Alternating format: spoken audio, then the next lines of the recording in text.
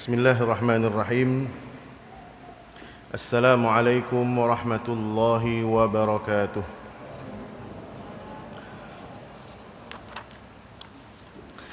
Alhamdulillah al-mahmudu huwallahu jalla jalaluhu wal musalla alaihi wa huwa Muhammadun wa aluhu wa khairu ma umila bihi kitabullahi jalla fi'ulah. اللهم برحمتك عمنا واكفنا شر ما أهمنا وغمنا واجعل جمعنا هذا جمعا مرحوما وتفرقنا من بعده تفرقا معصوما ولا تجعل فينا ولا معنا ولا من بيننا شقيا ولا محروما. أما بعد،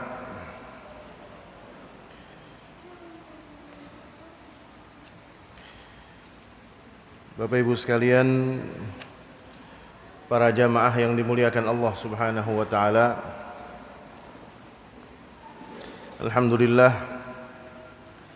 kita kembali dipertemukan di majelis ilmu ini di taman surga, sebagaimana yang dikatakan oleh baginda Rasulullah sallallahu alaihi wasallam, "Idza marartum bi riyadil jannati farta'u." Kalau kalian melewati taman surga maka hendaklah berhenti, maksudnya gabung. Terus kemudian ditanya oleh para sahabat, "Wa ma riyadul jannati ya Rasulullah?" Taman surga itu maksudnya yang kayak gimana? Beliau mengatakan itu adalah majlis zikir dan majlis ilmu. Dan kalau diukur-ukur, sepenuhnya masjid ini masih penuh yang di luar sana. Sebanyak-banyaknya yang hadir di majelis ini, masih banyak yang belum hadir di majelis ini. Jadi kita jangan merasa senang dulu kalau yang hadir di sini penuh. Sekarang mungkin masih PPKM, belum ketemu dengkul sama dengkul. Kita patut khawatir, patut sedih dengan fenomena anak muda.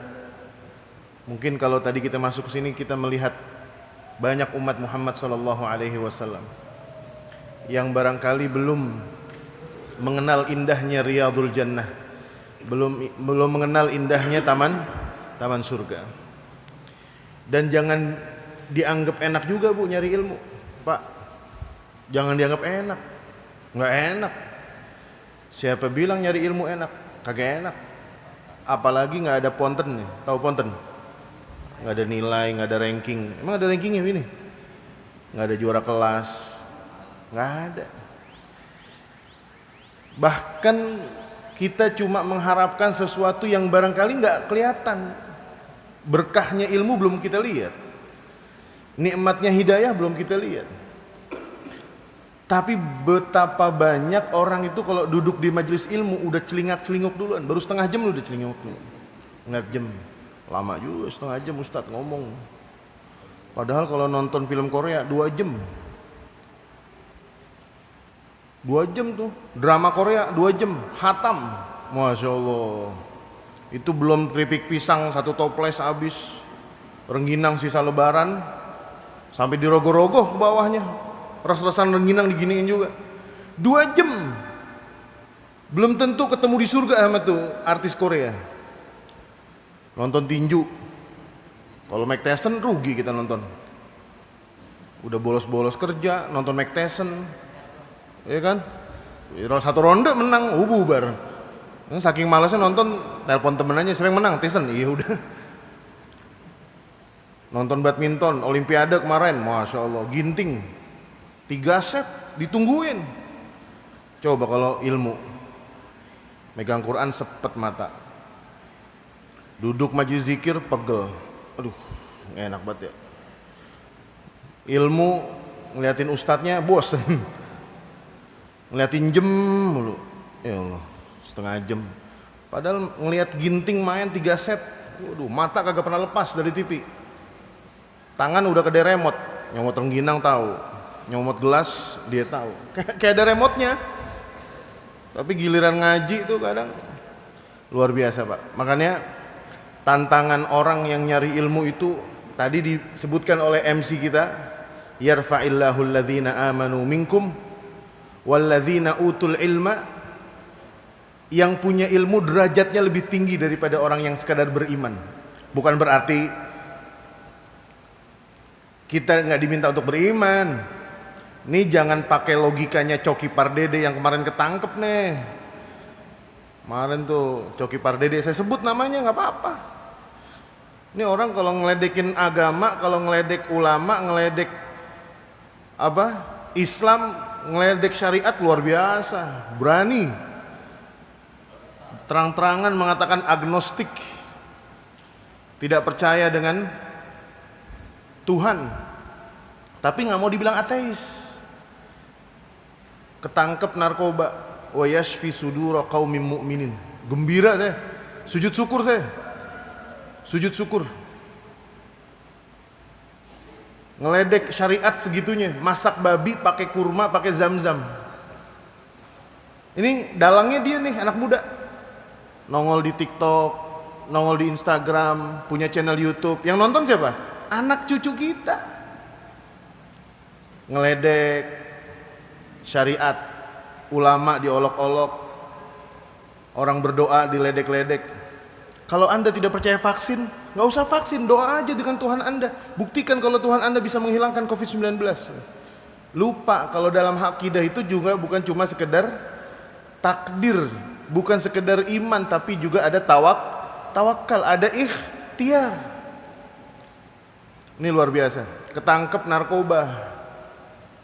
Akhirnya yang bersangkutan juga mengakui kalau punya kelainan seksual. Tuh, beritahu ke anak muda yang mengidolakan Coki Pardede, Anda salah panutan. Panutan Anda adalah Sayyiduna Rasulullah sallallahu alaihi wasallam.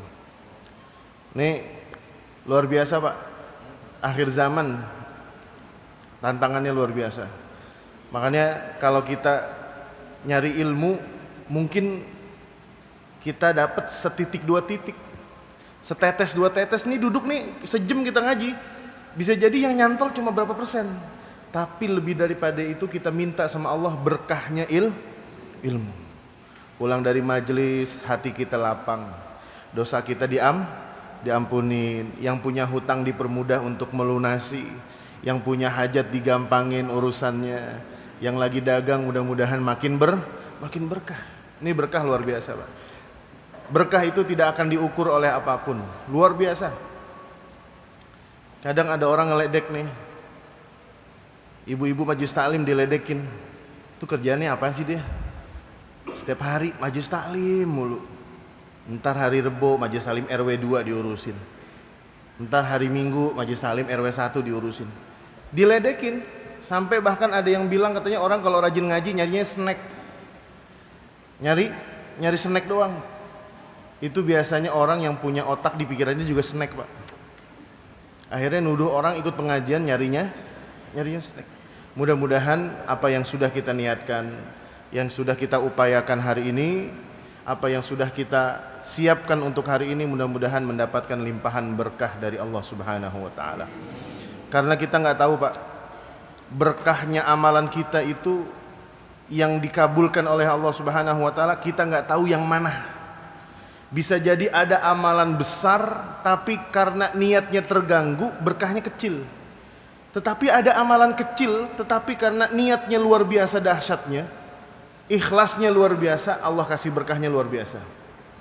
Cuma tiba nganterin orang nyebrang jalan, senyum ke tetangga, baik sama pasangan hidup, sedekah cuma selembar dua lembar, Masya Allah. Oleh karena itu niat nyari ilmu, selain kita ingin mencari ilmu, minta sama Allah berkah untuk dunia, untuk akhirat, dan untuk ilmu kita. Bapak Ibu sekalian yang berbahagia, pekan ini kita akan melanjutkan tentang pembahasan nasab dan kelahirannya Rasulullah SAW. Bagian yang terakhir. Saya sedikit mengulas pertemuan kita. Di pertemuan yang sebelumnya Ini supaya tidak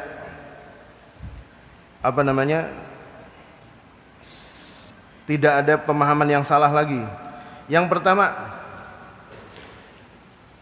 fakta tentang nasabnya Rasulullah SAW dari mulai Rasulullah sampai kakeknya yang bernama Adnan, para ulama telah menyepakati, ya, telah menyepakati tentang kesahihannya nasab tersebut.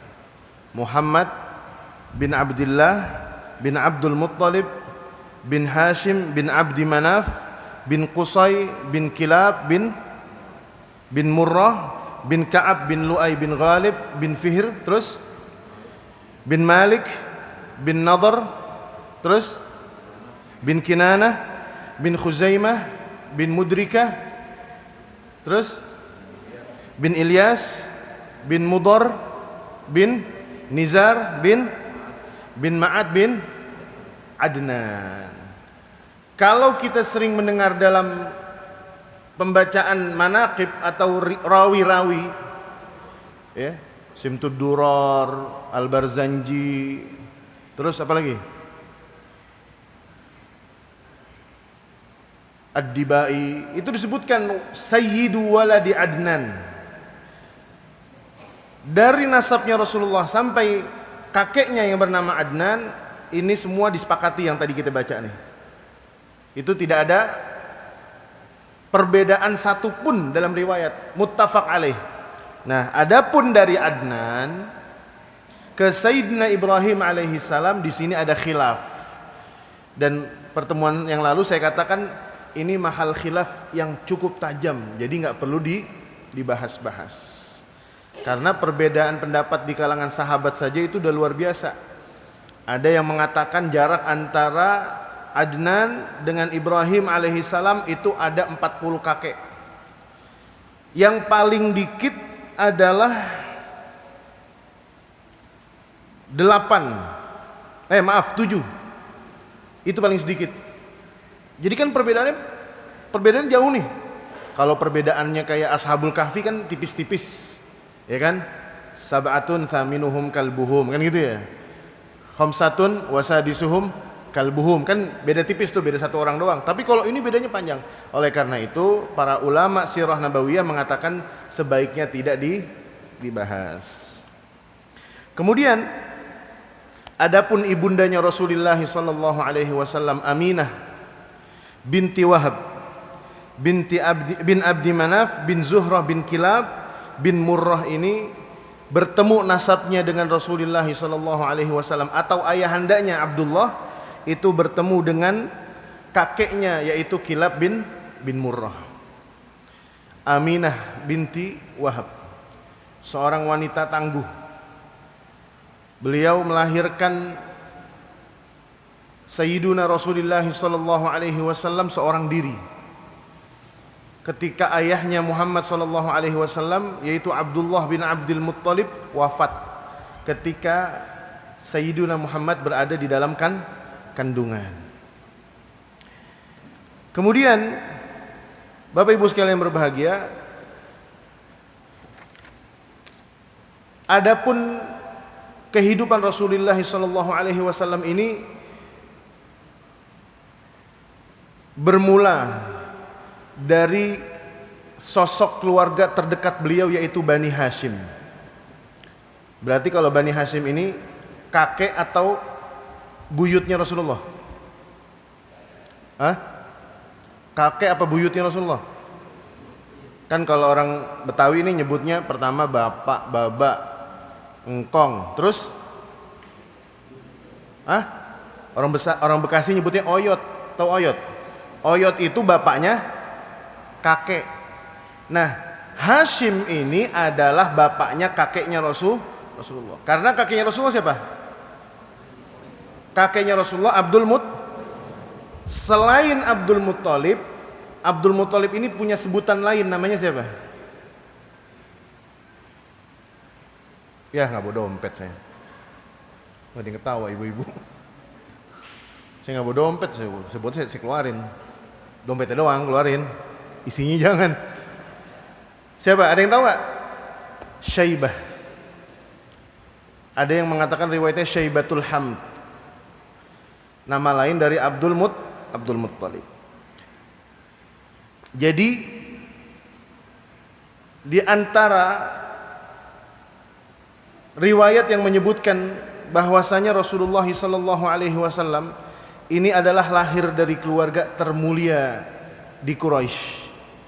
Dalam sebuah hadisnya Rasulullah SAW mengatakan laqad istafallahu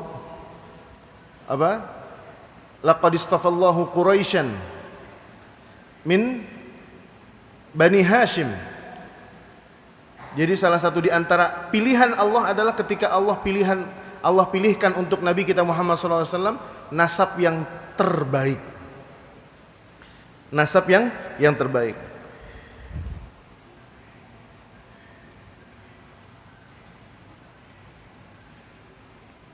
Dalam keluarga Bani Hashim ini terkenal adalah sosok yang menanggung dan mengurus semua perkara yang ada di Mekah. Yang pertama dari perkara Darun Nadwah. Pernah dengar kan istilah Darun Nadwah dulu ya? Darun Nadwah itu istilahnya kayak DPR-nya, tempat berkumpul para pembesar. Yang kedua itu urusan Al-Liwa. Jadi kalau ada perang, yang megang panji itu harus dari Bani Hashim. Yang ketiga, dulu Bani Hashim ini yang ngurusin tentang kiswahnya Ka'bah. Kiswahnya Ka'bah. Saya sudah ceritakan tentang perkara kiswah Ka'bah ini. Mereka disebut sebagai bangsa jahiliyah itu bukan berarti mereka orang bodoh. Mereka disebut bangsa jahiliyah itu karena mereka tidak tahu harus menyembah siapa. Padahal mereka sudah mengakui yang menciptakan langit dan bumi itu namanya Allah. Cuma mereka keder. Makanya diutuslah Rasulullah SAW ketika diminta mengatakan qul la ilaha illallah tuflihu, mereka masih bingung. Nah, mereka dibilang bangsa jahiliyah karena faktor itu. Tetapi kalau dibilang kecerdasan, cerdas. Termasuk dalam soal integritas, kejujuran. Bahwasanya mereka sepakat tidak boleh ada duit dari hasil kemaksiatan, tidak boleh ada duit dari hasil rampok, tidak boleh ada duit dari hasil riba yang digunakan untuk merawat Ka'bah.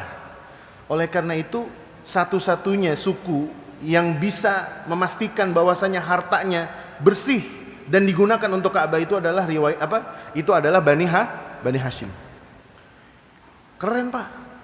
Orang dulu bahkan lebih Islam daripada Islamis sekarang nih. Betul gak? Dulu saya ingat tuh tahun 2013 ada hakim Mahkamah Konstitusi, saya lupa namanya tuh. Korupsi berapa triliun tuh. Saya ingat banget tuh, cuma saya lupa nama hakimnya tuh.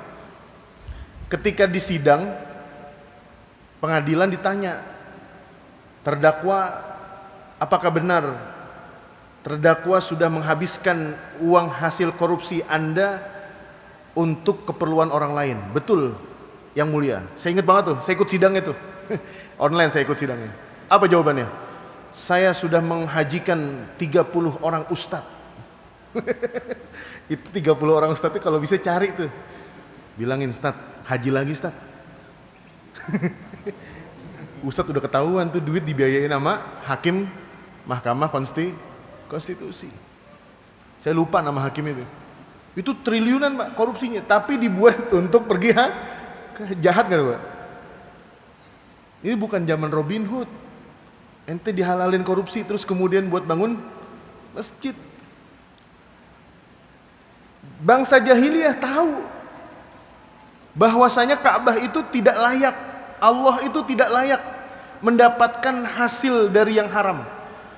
Mohon maaf. Dulu nih, kalau ada pengumpulan dana untuk perawatan Ka'bah, kotak amal, istilah kata gitu ya, kotak amal. Kotak amal yang nggak diambil itu dari para pezina. Itu udah jelas nggak bakalan diambil. Jadi kalau ada perempuan zaman dulu yang profesinya itu adalah PSK itu udah jelas-jelas nggak bakalan diambil duitnya.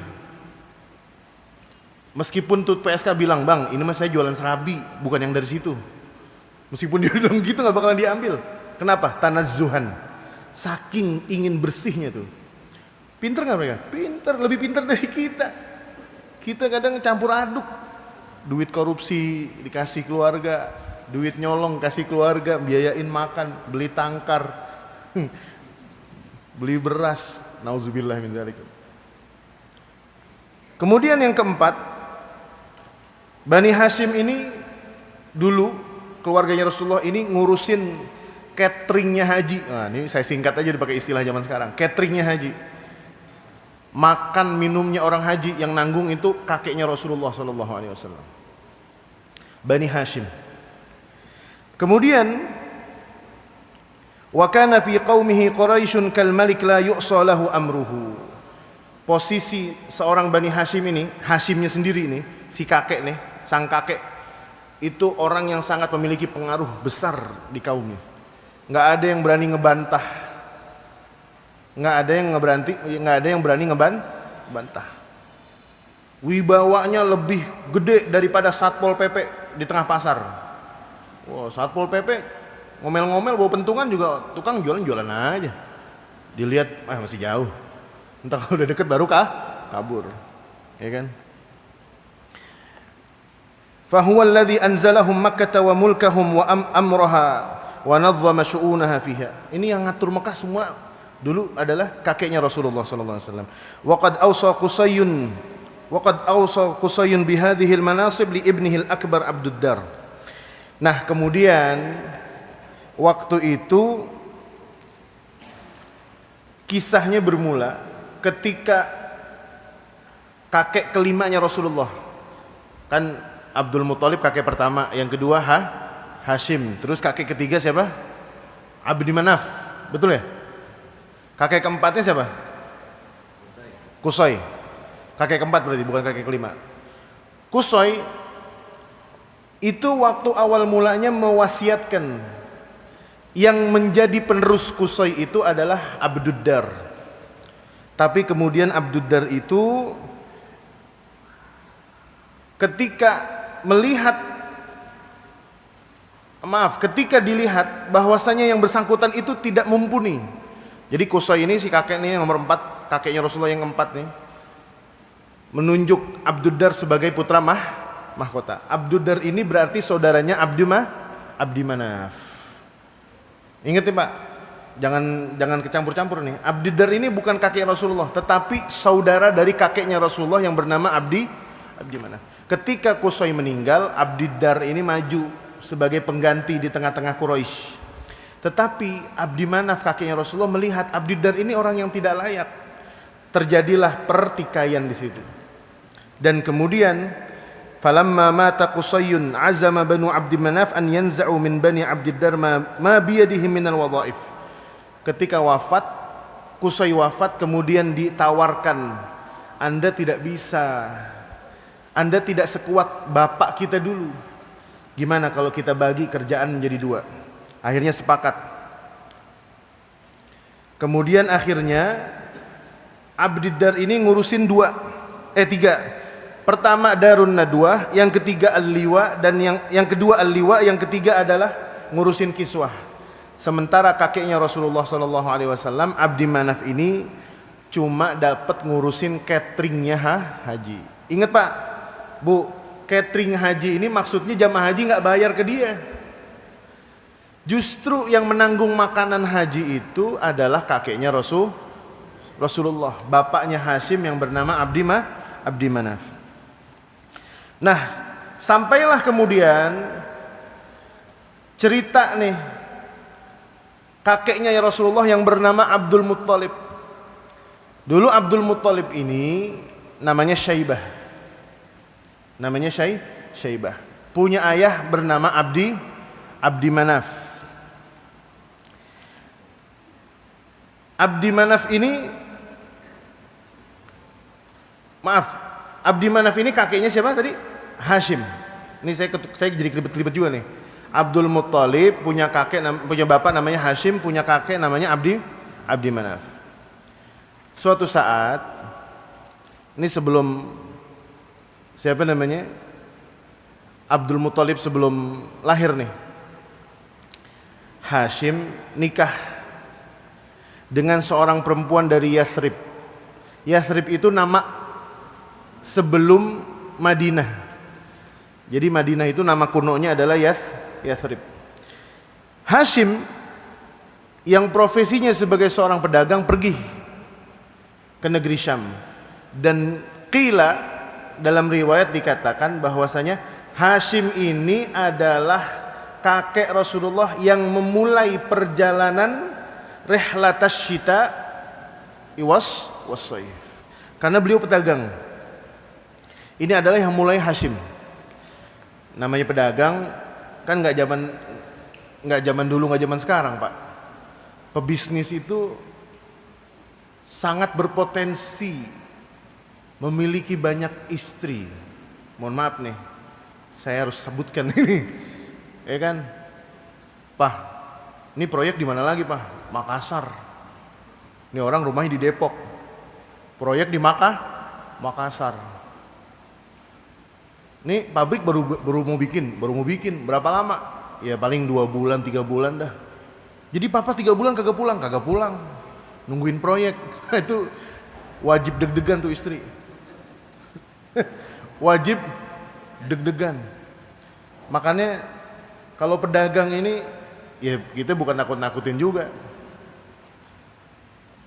karena kan dia tinggal jauh. Kakeknya Rasulullah SAW ini ketika pergi ke Syam, kan perjalanan jauh. Jalurnya itu dari Mekah naik ke arah Hijaz, melewati Madinah. Mekah Madinah aja ke jalur darat zaman sekarang itu paling cepet naik mobil 4 jam. Kalau jalan darat nggak pakai mobil dulu dikisahkan 3 sampai 4 hari.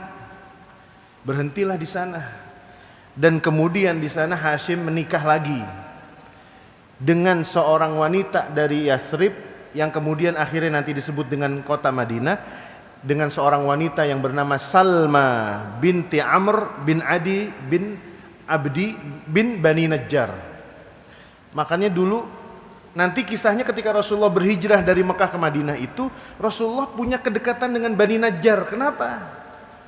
Karena dulu kakeknya itu pernah menikah dengan Bani Najjar, yang pada akhirnya nanti mereka itu akan menjadi backingannya Rasulullah, menjadi pembelanya Rasulullah SAW.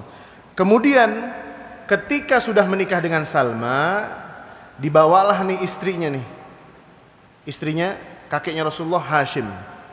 Kemudian ketika perjalanan dagang ke Syam, negeri Syam itu meliputi berapa negara, Pak? 4. Pertama Palestina, yang kedua Yordan, yang ketiga Lebanon, yang keempat Syria.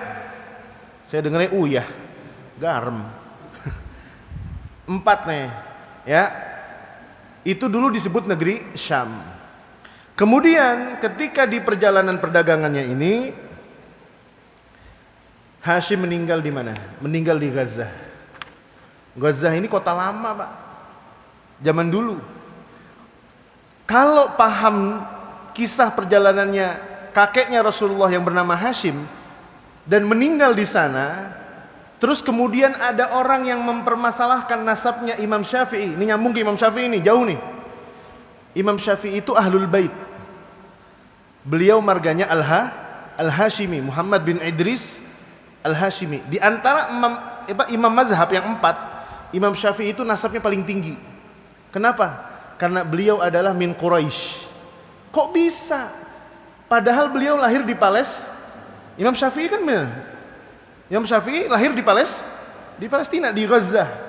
Ibu beliau asli dari Palestina, dari Gaza. Nyambungnya di sini. Karena dulu para pedagang Quraisy itu banyak yang berniaga. Berniaga. Termasuk di antaranya kenapa orang-orang Syria itu ganteng-ganteng? Ya, Pak. Orang Syria ganteng-ganteng, Pak. Ganteng-ganteng, gagah-gagah. Bahkan sebutannya adalah apa? Banu Khalid atau Banul Walid.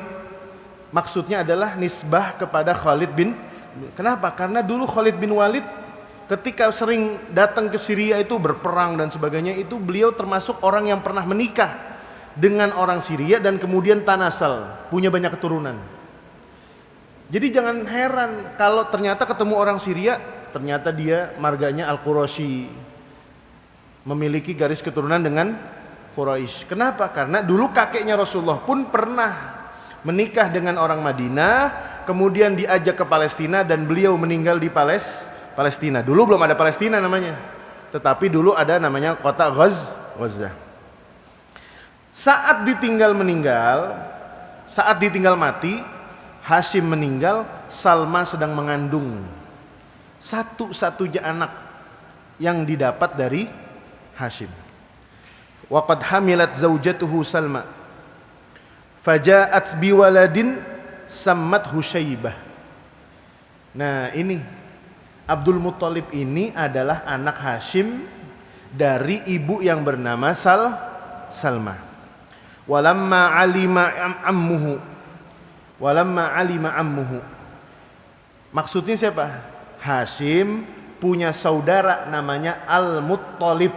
Ingat, Al-Muttalib. Al-Muttalib ini bukan Abdul Muttalib, bukan bapaknya juga, tetapi pamannya.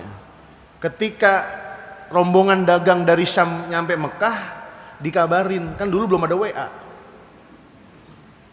dulu belum ada WhatsApp, belum ada YouTube, belum ada SMS. Beneran Pak, dulu itu orang saking kagak ada beritanya, kalau orang berangkat perang, yang berangkat 1000, nanti nggak tahu nih anak saya meninggal syahid apa kagak, nggak tahu. Cara tahunya gimana? Tungguin besok di depan gang. Gapura Madinah, orang pada nungguin. Anak saya ada nggak ya? Anak saya nggak ada. Tetapi kalau dulu setiap ada berita tentang kesyahidan, bukan disiapin tisu, disiapin teriakan gembira. Kalau kaum muslimin pulang jihad, itu yang ngasih kabar bilang hani'an lakum, selamat anak anda meraih syahadah dalam jihad fisabilillah. Ini kalau orang zaman sekarang udah kagak, udah lemes di rumah, gulanya naik. Ya anak gua lolos nggak tuh ya, jangan-jangan ditangkap sama polisi itu. Udah lemes duluan emaknya, gulanya naik jadi 300, lemes senderan. Udah gitu minumnya apaan? Teh pucuk, makin lemes lagi. Bukannya makin seger. Nyuruh anaknya bisa banget lagi, beliin teh pucuk dah biar seger dikit gua nih. Bapak lu ikut demo belum pulang-pulang sampai sekarang. Minumnya teh pucuk, makin lemes. Kemudian siapa? Saudaranya Hashim datang. Kemana? Jemput. Karena Salma dari Palestina setelah pulang dagang dia nggak kembali ke Mekah, kembali ke kampung bapaknya yaitu Bani Najjar. Dijemputlah oleh saudaranya Hashim yang bernama Al-Muttalib. Dijemput. Mohon maaf, ini kan ipar nih ceritanya kan? Ipar kan? Hashim punya saudara namanya Muttalib. Ya kalau kita dubbingin nih pakai bahasa Betawi biar gampang paham. Pok, mohon maaf Po ya. Ini kan yatim anaknya abang saya, Pok. Biar saya urusin dah, bawa ke Mekah. Gitu. Iya dah, nggak apa-apa kalau begitu mah. Ini karena bapaknya dulu kan orang terpandang. Kita taunya meninggal. Katanya empok kan kawin tahun lalu ini. Biar saya ada bukti juga sama bini tua di sono. Kalau ini anaknya juga. Dibawa nih. Siapa tadi namanya? Syaibah. Ketika datang, karena yang datang ini anaknya pemuka, masih kecil, masih orok, disambut luar biasa di Mekah. Disambut. Orang bilang, itu orok anak siapa? Kata Al-Muttalib nih, ini anak abang saya. Waktu berangkat dagang, pergi ke Syam, dia mampir di Madinah, mampir di Yathrib, nikah sama anaknya Bani Najjar, namanya Salma. Nikah dapat anak nih, namanya Syaibah. Karena orang merasa iba dengan Syaibah, yang nanti kelak disebut Abdul Muttalib. Kemudian siapa? Orang-orang nyebut, udah dah ente asuh aja nih anak, kasih nama Abdul Muttalib. Tuh. Akhirnya jadilah Abdul Muttalib ini disebut dengan Abdul Muttalib. Nah, pada pertemuan sebelumnya saya sudah bahas, saya nggak akan ulas secara mendalam. Abdul Muttalib kemudian menjadi besar, tumbuh besar, dan kemudian didaulat menjadi penerusnya Bani Hashim. Yang kita sebut beliau adalah kakek yang dulu pernah merawat Rasulullah SAW. Bapak Ibu sekalian yang berbahagia, saat Abdul Muttalib memimpin Quraisy Bani Hashim itu tidak serta-merta mudah. Pada pertemuan sebelumnya kita bahas ada 3 peristiwa yang dimana Abdul Muttalib itu ketika melalui 3 peristiwa tersebut beliau mendapatkan legitimasi. Baru setelah itu Quraisy siap dipimpin oleh seorang yang bernama Abdul Muttalib. Peristiwa yang pertama yaitu tentang peristiwa Zamzam. Tentang peristiwa sumur Zamzam. Saya nggak ulas panjang lebar ya, karena udah dibahas pada pertemuan yang sebelumnya.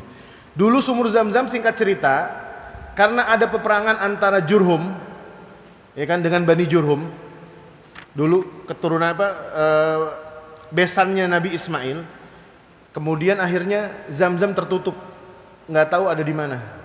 Sampailah kemudian pada fase kepemimpinan Abdul Muttalib, beliau datang, seseorang dalam mimpinya mengatakan, ihfir Zamzam, gali Zamzam. Di dalam mimpinya beliau berdialog. Lah saya nggak tahu Zamzam sekarang di mana. Udah susah, udah berapa abad yang lalu. Kemudian Abdul Muttalib diperintahkan di dalam mimpinya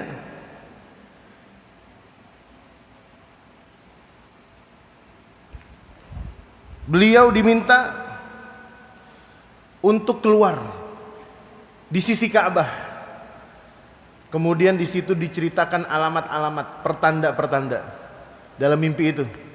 Nanti besok ente pagi-pagi waktu duha ente pergi ke Ka'bah. Nanti ente akan ketemu ini. Dan lihat di arah situ nanti akan ada satu burung yang akan matok-matokin tempat itu. Ini rupanya mimpi jujur nih Abdul Muttalib. Karena dalam riwayat Abdul Muttalib ini Pak Bu, pertama nggak pernah zina, yang kedua nggak pernah minum khamr, agamanya terjaga, yang ketiga nggak pernah berjudi, nih nggak pernah, begal nggak pernah juga. Orang dulu kan terkenal ngebegal, ya kan, kafilah dagang lewat, bahasa kita tuh ditodong, dipalak, bahasa zaman sekarang dipalak. Mau kemana bang? Mau pulang. Kemana? Taif. Dagangan apa nih? Cupang. Berapa? 20.000. Cupang apaan? Avatar. Turunin 10 dah. Waduh. Dulu kan nggak ada cupang dulu. Zaman sekarang dagangannya cupang, ya kan? Itu nggak pernah dilakukan oleh Abdul Muttalib. Makanya mimpinya itu mimpi orang jujur, Pak. Kalau pemimpinnya tukang mabok, terus besok bilang saya ngimpi semalam. Sebelum yang jawab rakyatnya, yang jawab pembantu di rumah, Pak, semalam bapak minum kebanyakan. Oh gitu ya? Iya, udah daripada malu-maluin jangan jumpa pers, Pak. Bapak semalam minum kebanyakan. Jadi bapak bukan ngimpi, itu halu, Pak, halusinasi. Jadi bukan mimpi, bukan ilham, Pak, bukan ilham. Itu tidak berlaku bagi Abdul Muttalib. Bukan maksum, bukan. Tapi itu tanda-tanda dari Allah. Kemudian ketemulah, singkat cerita, ketemu lagi sumur Zamzam. Yang kedua, peristiwa pasukan bergajah. Itu ketika hewan ternaknya Abdul Muttalib mau dirampas, pasukan Quraisy sudah terpukul mundur, kabur ke gunung-gunung. Satu-satunya orang yang berani maju bertemu dengan panglima perangnya pasukan gajah, dia doang. Ini sebelum masuk ke daerah mana, tanah suci, di stop. Bahasanya begini, wahai Abraha, wahai pasukan Abraha, ini sebelum kalian masuk ke Mekah saya cuma minta satu, itu hewan ternak saya bebaskan semua. Karena saya pemilik itu ternak.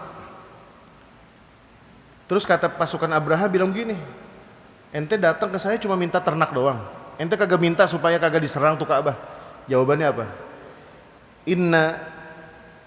Innani Rabbu ibili, saya ini pemilik hewan ternak saya. Falil baiti rabbun yahmihi, sementara kalau Ka'bah urusannya ke yang punya. Intinya apa? Bahasanya kalau saya punya ngurusin ini doang nih, kalau Ka'bah ente urusan sama yang punya Ka'bah. Dari situlah kemudian fa arsala alaihim tayran ababil tarmihim bihijaratin min sijil faja'alahum ka'asfim ma'kul. Akhirnya tunggang langgang pasukan gajah lari menuju ke arah Yaman, dan kemudian sebagian besarnya pasukannya mati di Mekah. Cuma gara-gara dikasih kerikil kecil. Fa arsala alaihim tayran ababil tarmihim bihijaratin min sijil. Di dalam atlas Al-Qur'an qila, riwayatnya katanya itu lebih kecil dari kuku manusia paling kecil. Kalau ada manusia, orok paling kecil nih, kukunya, itu ada yang lebih kecil lagi. Itu batunya segitu doang, Pak. Pada angus. Faja'alahum ka'asfim ma'kul. Kayak daun yang lagi dimakanin ulet, pelan tapi habis. Itu luar biasa, Pak. Takdir Allah Subhanahu wa taala. Ini seperti, mohon maaf saya balik lagi nih ke Coki Pardede nih. Dia ngebecandain Allah mulu tuh. Sampai dia pernah bilang begini, saya kalau naik pesawat ada dua pilot, yang satu pilotnya beragama, yang satu pilotnya ateis, saya mendingan naik pilot yang ateis. Kenapa? Karena dia tidak bergantung kepada siapapun, tawakalnya pada diri sendiri. Tuh candaannya dia, Pak, ngeledek agama segitunya, Pak. Sekarang dibuktiin sama Allah tuh. Itu sama Allah dibuka doang sedikit aibnya, tek. Narkoba. Kedua, dia ngaku punya disorientasi seksual. Pelan-pelan nih orang-orang yang ngacak-ngacak agama, kita doain mudah-mudahan insaf, taubat dah buru-buru sebelum akhir hidupnya nahas. Yang ketiga, kisahnya ini adalah kisah tentang nazarnya Abdul Muttalib tentang anaknya yang bernama Abdullah. Berapa kali? 10 kali. Dulu Abdul Muttalib bernazar karena beliau dari istri pertamanya punya anak cuma 2. Ada riwayat yang mengatakan cuma 1. Kemudian nikah lagi. Kata Abdul Muttalib nih, kalau saya nikah lagi kemudian saya dapat anak 10, saya akan persembahkan 1 dari 10 anak laki-laki itu untuk Allah dengan cara saya sembelih. Nah, ini salah satu bentuk kejahilian mereka nih. Akhirnya apa? Nazar kan, saya akan sembelih nih. Makanya dulu Rasulullah disebut dengan Ibnu Dzabihaini, anak 2 sembelihan. Maksudnya siapa? Pertama, sembelihan pertama Ismail, sembelihan kedua adalah ayahnya sendiri yang hampir disembelih tetapi dicegah. Oleh siapa yang cegah? Abdul Muthalib sendiri. Kenapa? Dia nggak tega. 10 kali dikocok undian, yang dapat Abdullah terus. Sementara Abdullah anak kesayangannya Abdul Muthalib, paling ganteng. Coba, anak pertama. Kalau kata Betawi, bapaknya plek banget itu. Hidung babanya, lagunya lagu babanya. Kalau duduk kayak babanya. Tahagnya sama, tahagnya. Udah 10, dapat nih anak laki 10. Diundi. Dia lagi. Waduh. Ya udah sekali lagi, ulang lagi. Lah dia lagi. Masa anak saya? Ternyata apa? Salah satu di antara bentuk hikmahnya, pelajaran yang dikatakan oleh ulama sirah, kita kalau nazar jangan sembarangan. Jangan sembarangan. Jangan asal ucap. Nih contohnya saya, Pak. Saya korban nazar sembarangan nih. Saya pernah dulu musim mudik, saya punya orang kerja di rumah, asisten rumah tangga. Itu kalau udah nyampe kampung, sinyal HP-nya susah dihubungin. Pas pamit saya tanya, Mbak pulang berapa lama mudik? Ya paling 3 minggu Ustaz. Bener nih 3 minggu? Iya, saya hitung nih 10 hari sebelum lebaran. Nanti berarti setelah lebaran ini berarti 2 minggu nih. Iya, ya nggak apa-apa dah, saya korting. Iya. 1 bulan penuh dia kagak balik. Kita capek juga makan GoFood, kagak ada yang masak, ya kan? Ya kan? Akhirnya apa? Pagi-pagi saya lagi nyapu rumah nih. Saya bilang sama istri saya, kalau nih Bu Siti pulang hari ini, saya potong ayam kampung. Baru 5 menit ngomong, Assalamualaikum. Istri saya girang, alhamdulillah ayam kampung udah jadi nih makan. Kagak tahu Pak saya. Ya tapi nggak apa-apa sih makan ayam kampung. Pergi saya ke Baron Lama nyari ayam kampung deh tuh. Tuh Pak. Nah ini Abdul Muthalib juga sama. Saya kalau punya anak 10 nih, anak pertama nanti satunya saya potong. Manusia kan nggak boleh. Ketemulah beliau konsultasi dengan salah seorang pendeta rahib di daerah Khaybar. Khaybar dari Mekah jauh, lebih dekat ke Madinah. Menceritakan persoalannya nih. Bahasanya mungkin begini, Pak, gimana nih Pak? Saya udah bernazar begini. Terus ya yang dapat undian anak saya mulu, yang kesayangan, gimana nih? Udah berapa kali diundi? Udah 10 kali. Akhirnya apa? Ya udah, batalkan nazar Anda dengan memotong 100 unta. Jadi setiap kali undian yang nggak ditunaikan berarti 10 unta. Akhirnya ditebuslah darahnya Abdullah ini yang kelak nanti menjadi ayahnya Rasulullah Sallallahu Alaihi Wasallam. Kemudian singkat cerita ayahnya wafat, kan nikah tuh dengan Aminah, wafat. Setelah lahirnya Rasulullah Sallallahu Alaihi Wasallam, terlahir dari seorang rahim mulia, Aminah binti Wahab. Dalam riwayat, satu-satunya riwayat yang sahih dari riwayat Anas bin Malik radhiyallahu taala anhu, dikatakan, kata Aminah binti Wahab, hari di mana aku melahirkan anakku, aku melihat cahaya semburat yang keluar menyinari, dan bahkan sinarnya itu terlihat sampai negeri Syam, sampai gereja-gereja di Syam, karena dulu kan penduduk Syam sebagiannya Nasrani. Itu sampai cahayanya terlihat dan orang tahu ini cahaya datang dari Hijaz. Dan bahkan para pendeta mengatakan kalau cahaya ini sudah terlihat, akan datang seorang nabi yang dijanjikan di dalam Injil, ya kan, yang dikatakan di dalam surat As-Saff, ya kan, bahwasanya salah satu di antara kabar baik yang dibawa oleh Isa alaihissalam adalah lahirnya Muhammad sallallahu alaihi wasallam. Ketika lahir Muhammad, digendong oleh ibunya, kemudian dibawalah ini anak. Dalam riwayat ada 2. Ada yang mengatakan anaknya langsung diberi nama, ada yang mengatakan anaknya belum diberi nama tapi sudah dibawa kepada kakeknya, yaitu Abdul Muttalib, karena ayahandanya sudah wafat, Bu. Abdullah sudah tidak ada.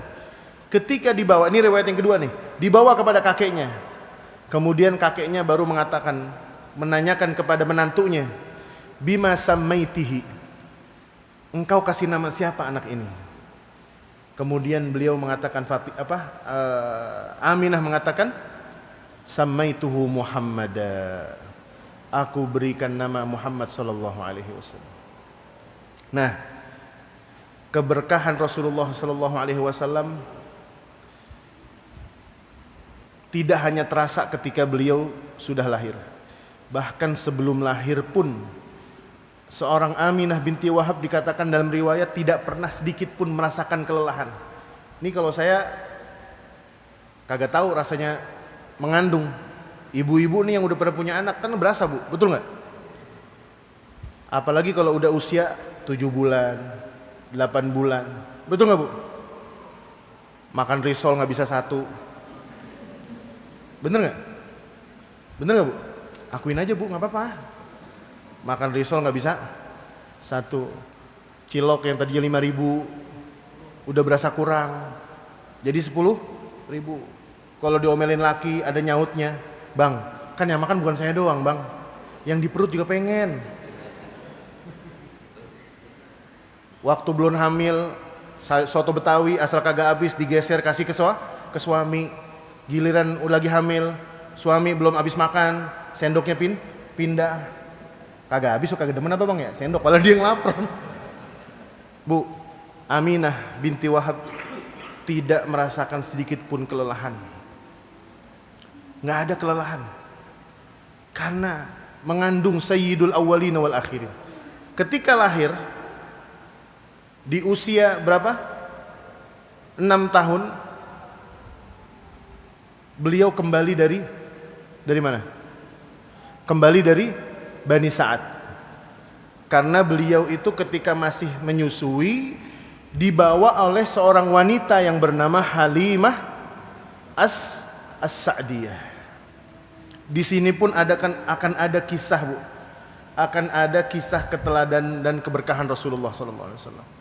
Menjadi sebuah kebiasaan orang-orang Arab di Mekah. Mereka mengirim atau mengupah perempuan-perempuan, wanita-wanita halal yang bersih nasabnya, bukan wanita sembarangan, yang berada di sekitar kota Mekah. Bukan di Mekahnya nih, sekitar kota Mekah. Bani Sa'ad itu lebih dekat ke kota Taif. Ini kalau ada yang pernah ke Taif, masih jauh lagi. Saya alhamdulillah termasuk yang pernah ke kampungnya Bani Sa'ad. Jadi sebelum saya pulang ke Indonesia dulu waktu kuliah, saya nyempet-nyempetin. Itu masih ada alhamdulillah, sumur tempat Rasulullah bermain dulu masih ada, sampai sekarang masih ada. Tapi udah dipagerin, udah nggak boleh. Itu masih ada tuh, sumur tempat Rasulullah main masih ada. Bahkan nanti ketika peristiwa Rasulullah dibelah dadanya, itu di mana?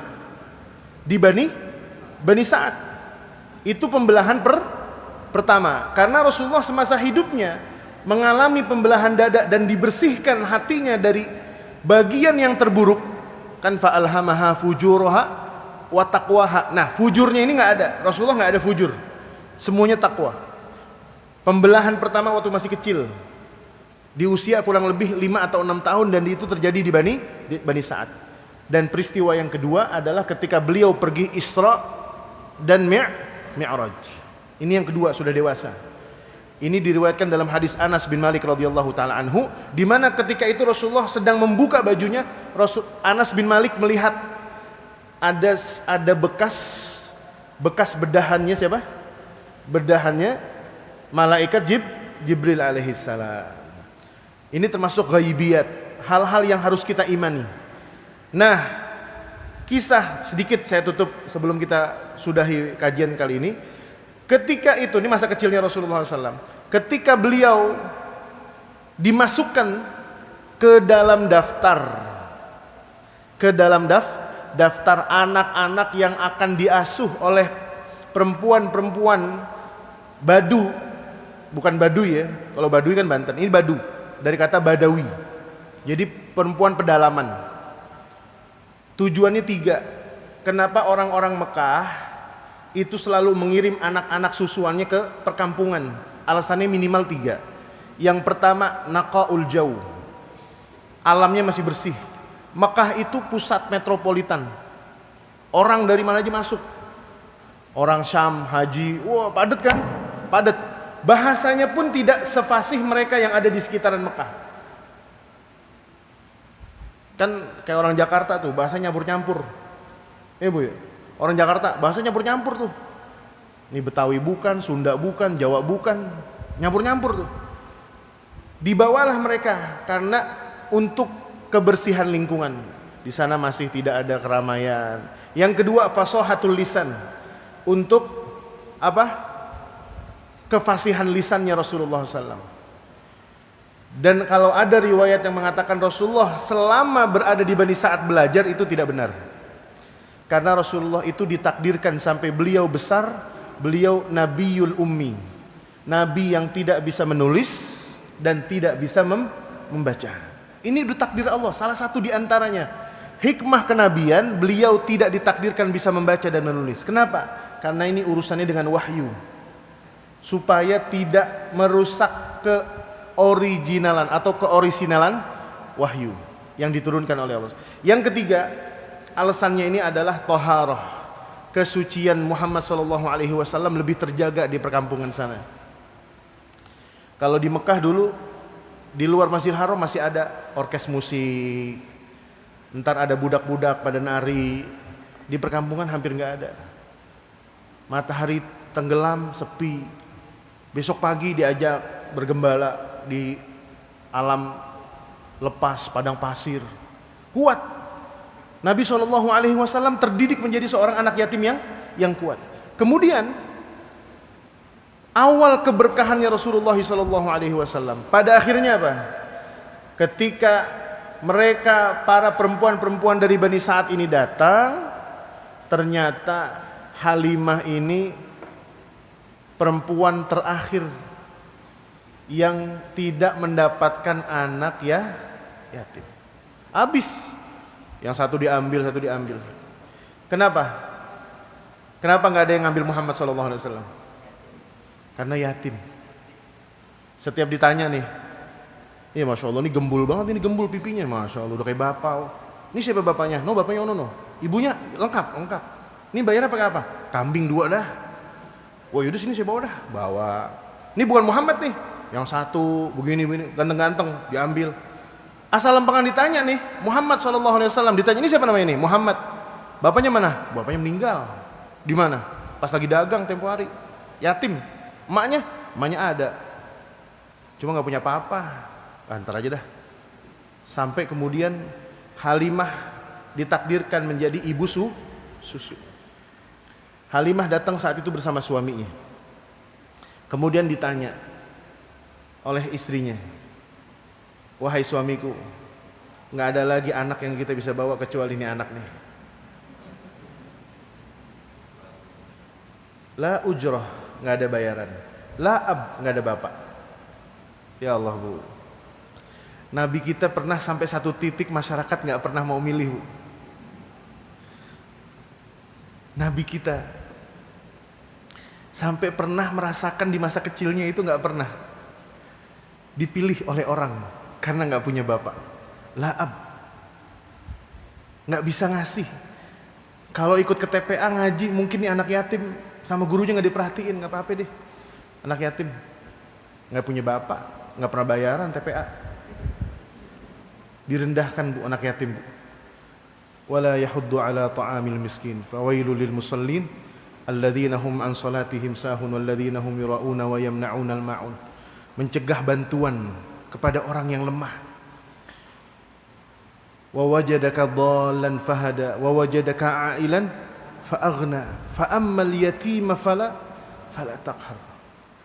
Rasulullah pernah segitu sulitnya kehidupan beliau, sampai nggak dipilih gara-gara nggak punya bapak, nggak punya harta.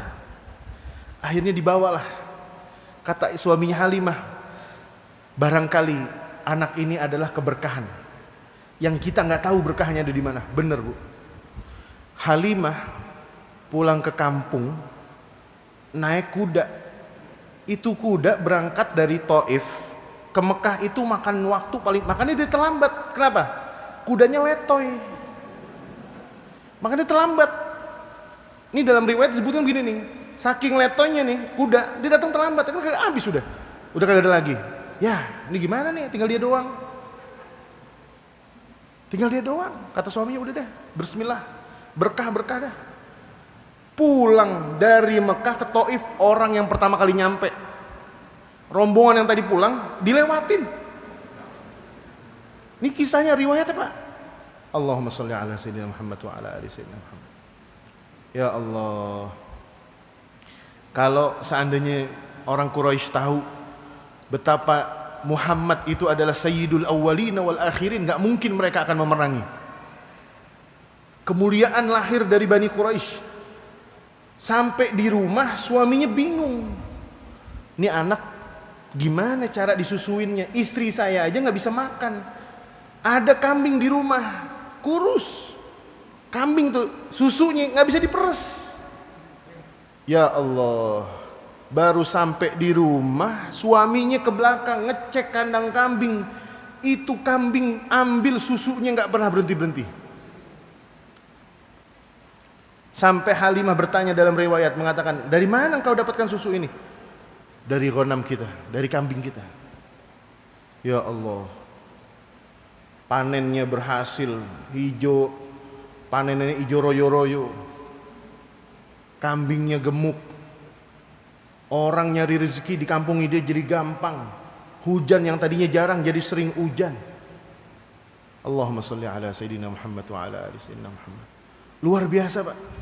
Sampai kemudian kita tutup dengan kisah pembelahan dada tadi.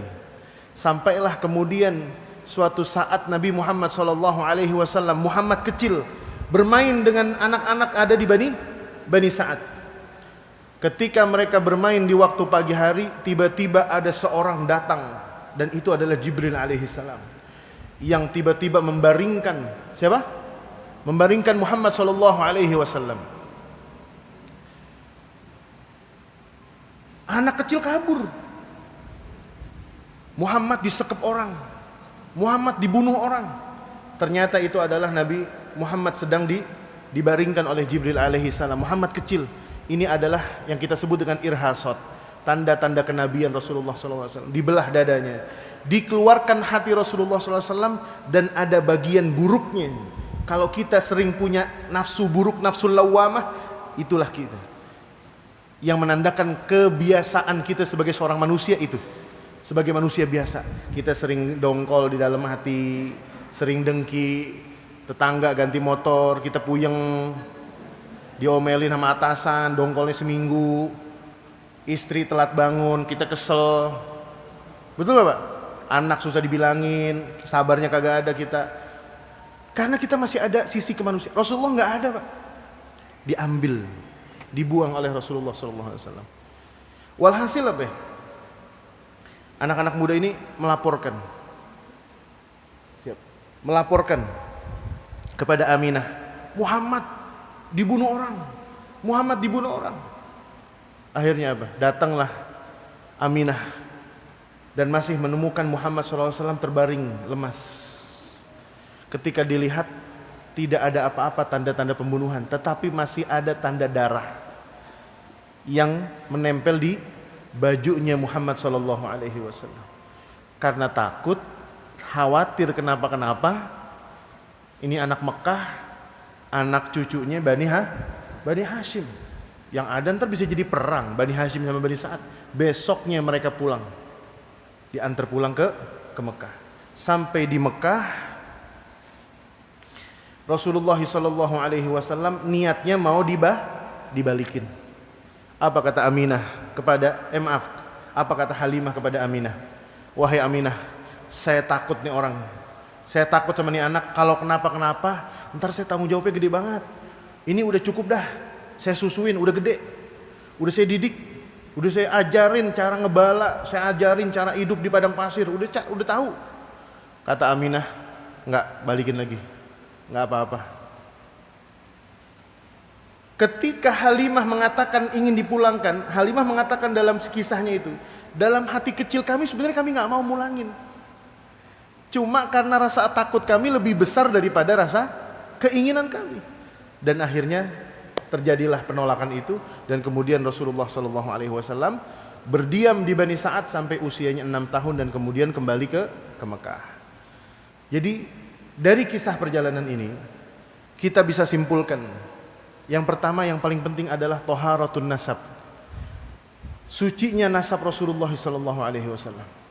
Yang kedua, seorang nabi ketika masih kecilnya itu sudah memiliki tanda yang kita sebut dengan irhasot, tanda-tanda kenabian, dan itu kita sudah pelajari.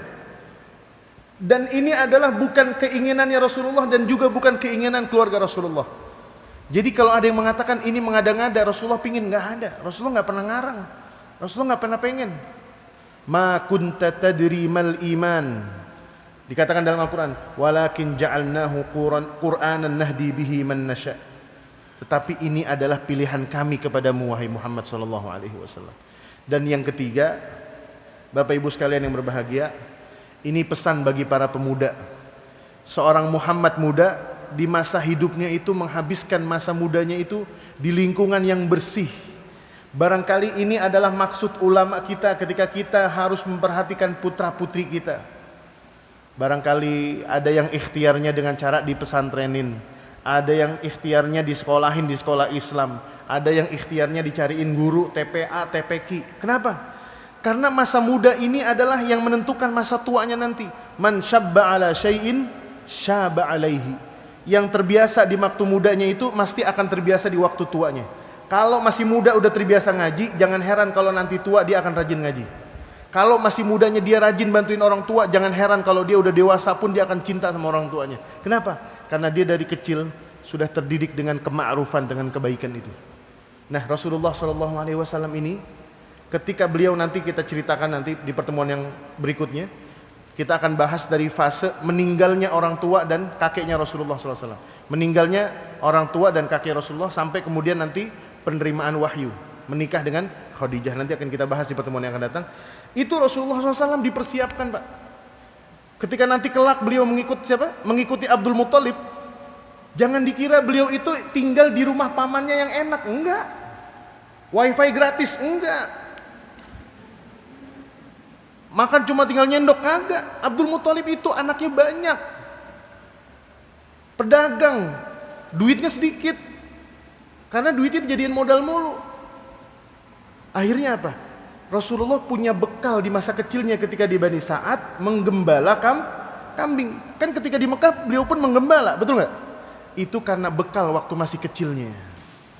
Jadi kalau anak kita sudah kita tanamkan skill, minimal ada 3, Pak. Saya tutup dengan hal ini.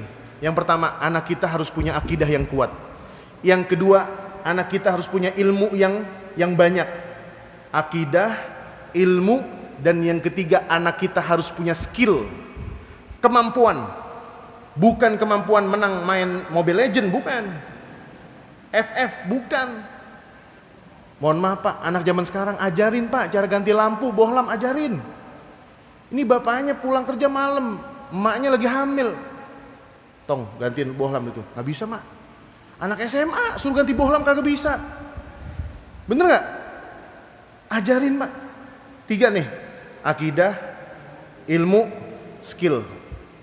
Rantai sepeda cuma tibang potos geser doang, bukan putus nih.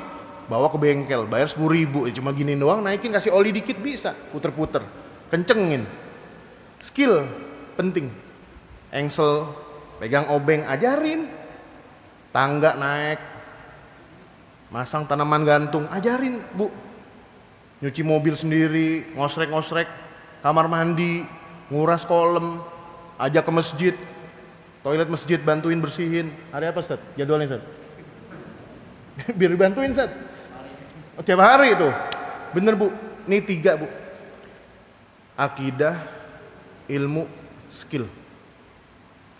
Saya alhamdulillah belajar motong kambing itu dari mulai masih MTS. Anak zaman sekarang megang kambing aja takut.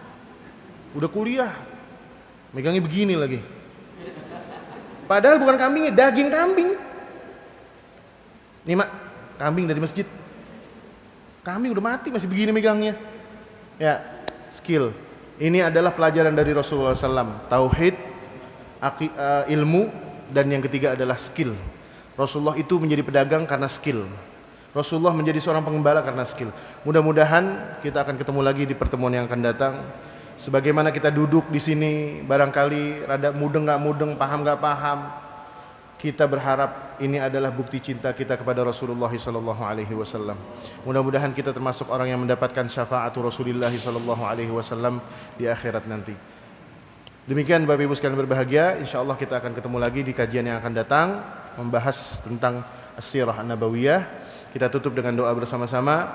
Mudah-mudahan Allah Subhanahu wa taala kabulkan doa kita dan Allah kabulkan semua hajat kita dan Allah berikan kesembuhan bagi orang tua kita, guru-guru kita, sahabat kita, keluarga kita yang sakit karena Covid maupun yang bukan karena Covid. Mudah-mudahan Allah berikan kesembuhan yang sempurna tanpa kurang apapun. Yang sedang punya hajat yang mau menikahkan putra-putrinya, yang mau berdagang, yang sedang mau pesantren, mau kuliah. Mudah-mudahan Allah mudahkan rizkinya, Allah mudahkan urusannya, Allah lancarkan segala apa yang diniatkan, dan mudah-mudahan mendapatkan keberkahan yang tiada batas dari Allah Subhanahu wa taala. Bismillahirrahmanirrahim. Alhamdulillahirabbil alamin. حمد الشاكرين حمدا يوافي نعمه ويكافئ مزيده يا ربنا وإلهنا ولك الشكر كما ينبغي لجلال وجهك وعظيم سلطانك اللهم صل على سيدنا محمد عبدك ورسولك النبي الأمي وعلى آله وصحبه وسلم تسليما عدد ما أحاط به علمك وخط به قلمك وأحصاه كتابك وارض اللهم عن ساداتنا أبي بكر وعمر وعثمان وعلي وعن الصحابة أجمعين وعن التابعين وتابعيهم بإحسان إلى يوم الدين وأنا معهم برحمتك يا أرحم الراحمين اللهم انفعنا وارفعنا بالقرآن العظيم اللهم إنا نسألك علما نافعا وعملا متقبلا ورزقا حلالا كثيرا مباركا فيه ربنا اغفر لنا ولأحبابنا ولإخواننا وأخواتنا ومشايخنا وأعمامنا وعماتنا وأجدادنا وجداتنا ولمن أوصانا بالدعاء من المسلمين والمسلمات والمؤمنين والمؤمنات الأحياء منهم والأموات إنك سميع قريب مجيب الدعوات يا قاضي الحاجات اللهم اهد شبابنا اللهم اهد شبابنا اللهم اهد شبابنا وفتياتنا اللهم اهدهم إلى سبيلك سبيل المتقين يا رب العالمين ربنا هب لنا من أزواجنا وذرياتنا قرة أعين واجعلنا للمتقين إماما وصلى الله على سيدنا محمد وعلى آله وصحبه وسلم والحمد لله رب العالمين والسلام عليكم ورحمة الله وبركاته.